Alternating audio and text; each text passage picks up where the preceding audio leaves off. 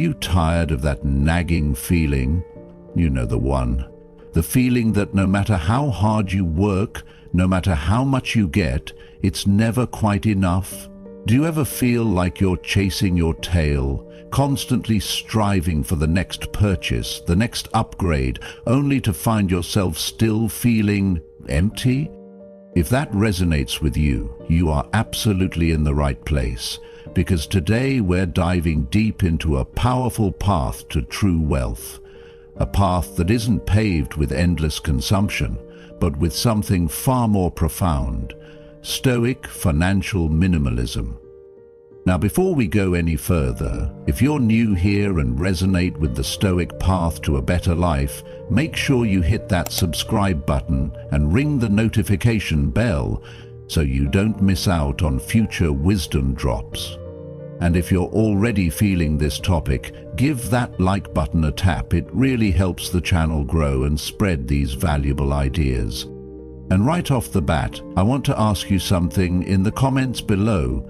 What's one thing you bought recently that you thought would make you happier, but ultimately didn't?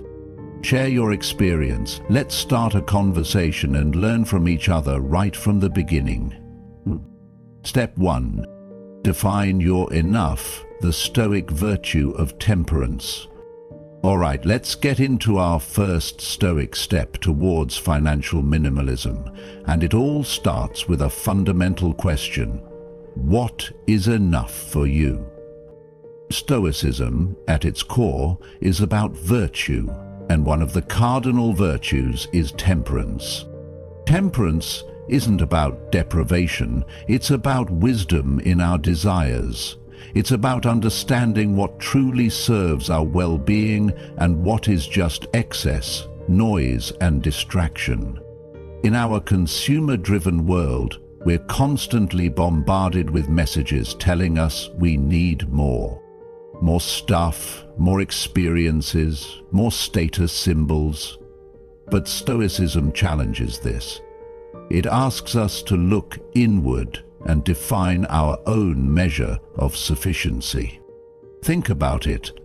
What are your actual needs versus your wants fueled by external pressures? Do you need the latest gadget, or would a slightly older, perfectly functional model serve you just as well? Do you need to eat out at fancy restaurants every week, or could you find just as much joy in preparing simple, healthy meals at home? This isn't about being cheap, it's about being intentional. It's about consciously choosing where we direct our resources, our money, our time, our energy, based on our values, not on fleeting desires. So, here's your engagement prompt for this step. In the comments, tell me one area of your life where you think you might be over-consuming. Is it clothes, technology, eating out? Be honest with yourself and share. You might be surprised how many others feel the same way. Step 2. Practice negative visualization. Appreciating what you have. Step number 2 is a powerful Stoic technique called negative visualization. Now, don't let the name scare you off. It's not about being pessimistic, it's actually about cultivating gratitude and contentment. Negative visualization is simply imagining the loss of the things we currently possess and enjoy. This might sound counterintuitive, but by contemplating the absence of something, we actually come to appreciate it more deeply in the present. In the context of financial minimalism, this means considering what life would be like without the things we often take for granted. Imagine losing your job, or your home, or even just the everyday conveniences we rely on. This exercise isn't meant to induce fear, but to highlight how much we already have and how little we truly need to be content. When we practice negative visualization, the desire for more diminishes. We realize that true wealth isn't about accumulating possessions, but about appreciating the present moment and the blessings we already have. It shifts our focus from what we lack to what we already possess. Okay, your engagement question for this step is: take a moment right now and think about one thing in your life that you are truly grateful for. It could be your health, your relationships, a simple comfort in your home. Share that in the comments. Let's create a thread of gratitude and remind ourselves of the abundance we already have. Step 3. Focus on experiences over possessions, the Stoic pursuit of virtue. Step 3 shifts our focus from things to experiences. Stoicism emphasizes that true happiness and fulfillment come from living a virtuous life, not from accumulating material possessions. And often, the most enriching experiences are far more valuable than any material item. Think about your happiest memories. Are they centered around things you bought, or are they more likely connected to moments shared with loved ones, challenges overcome, or acts of kindness? Experiences shape us, they teach us, they connect us to others, and they create lasting memories. Possessions, on the other hand, are often fleeting, and their novelty wears off quickly. Financial minimalism, from a Stoic perspective, encourages us to invest in experiences that align with our values and contribute to our personal growth. This could be travel, learning new skills, spending quality time with loved ones, or pursuing creative hobbies. These are the investments that truly pay dividends in terms of happiness and fulfillment. For this step, I want to know, what's one experience you've had in your life that brought you more joy and lasting satisfaction than any material possession ever could? Share your story in the comments. Let's inspire each other to prioritize experiences over stuff. Step 4. Simplify your life. Stoic simplicity and clarity. Step 4 is all about simplification. Stoics valued simplicity in all aspects of life, believing it led to greater clarity, focus, and peace of mind. Clutter, both physical and mental, can be a major source of stress and distraction. Financial minimalism in this context is about decluttering your financial life as well as your physical space. This means streamlining your expenses, reducing unnecessary subscriptions, and simplifying your financial obligations. The less complicated your financial life is, the less mental energy it consumes, freeing you up to focus on what truly matters. Consider areas where you can simplify. Do you have subscriptions you no longer use? Are you paying for services you could easily do without? Are you holding on to possessions that are just taking up space and causing clutter? By simplifying, you not only reduce your expenses, but also create more mental space for clarity and purpose. Your engagement prompt for this step is: what's one thing you can simplify in your life right now to reduce clutter and stress? It could be canceling a subscription, decluttering a drawer, or simplifying your morning routine. Share your simplification goal in the comments. Let's hold each other accountable. Step 5. Practice contentment, Stoic acceptance, and inner peace. Step 5 is crucial. Cultivating contentment. Stoicism teaches us that true happiness is not found in external circumstances, but in our internal state of mind.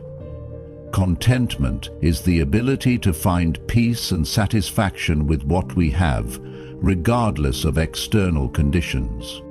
In a world that constantly tells us we need more to be happy, contentment is a radical act of resistance.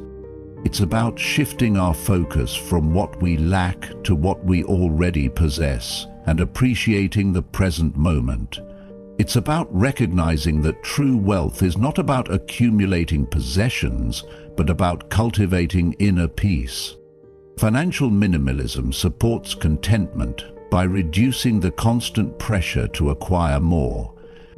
When we are less focused on material possessions, we are more likely to find satisfaction in simple pleasures, meaningful relationships, and our own inner resources. Contentment is not about settling for less. It's about recognizing that we already have enough. For this step, I want you to reflect and share. What's one simple pleasure in your life that brings you contentment, even if it's something small and everyday? It could be a cup of coffee in the morning, a walk in nature, or a quiet moment of reflection. Share your source of contentment in the comments. Let's celebrate the simple joys of life. Step 6. Live below your means, stoic prudence and self-control. Step 6 is a practical one. Living below your means. Stoicism emphasizes prudence and self-control in all areas of life, including our finances. Living below your means is simply spending less than you earn and saving the difference. This is a cornerstone of financial minimalism because it creates financial security, reduces stress, and gives you more freedom and flexibility in your life.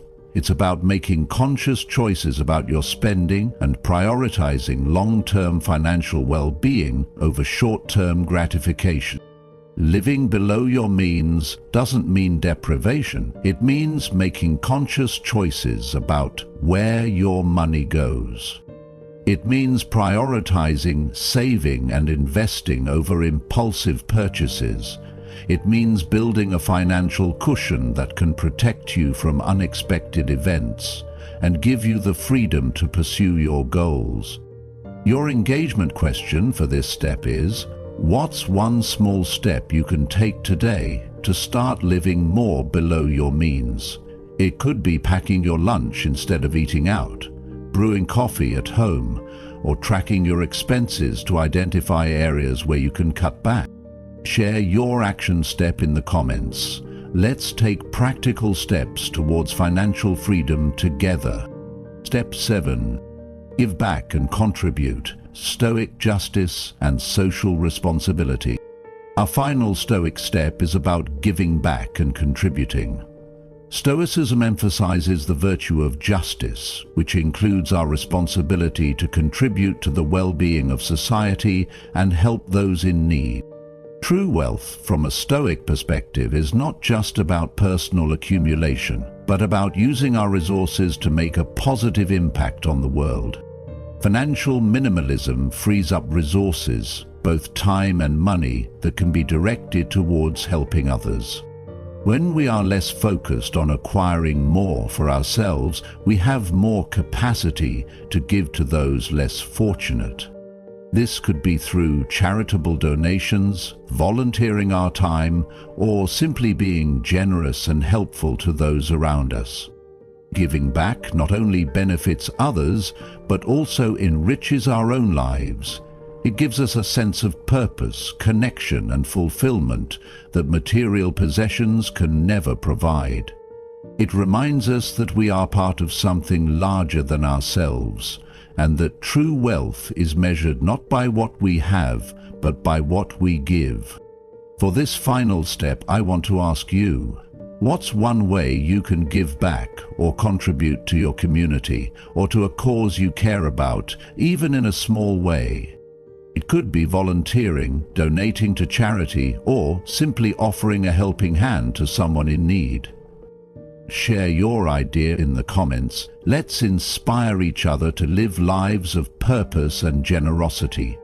So, there you have it, 7 Stoic steps to financial minimalism and true wealth beyond stuff. Let's quickly recap. Define your enough. Temperance. Understand your needs versus wants. Practice negative visualization. Gratitude. Appreciate what you have. Focus on experiences over possessions. Virtue. Invest in meaningful experiences. Simplify your life. Clarity. Declutter and streamline. Practice contentment. Inner peace, find satisfaction in the present. Live below your means. Prudence, spend less than you earn. Give back and contribute. Justice, make a positive impact. Remember, Stoic financial minimalism isn't about deprivation. It's about intentionality, wisdom, and aligning your finances with your values. It's about finding true wealth in inner peace, meaningful experiences, and contributing to something larger than yourself. If you found this video valuable, please give it a like, share it with someone who could benefit, and if you haven't already, subscribe to the channel for more Stoic wisdom to guide your life. And don't forget to keep the conversation going in the comments below. Let me know which of these steps resonates with you the most, or if you have any other Stoic tips for financial minimalism to share,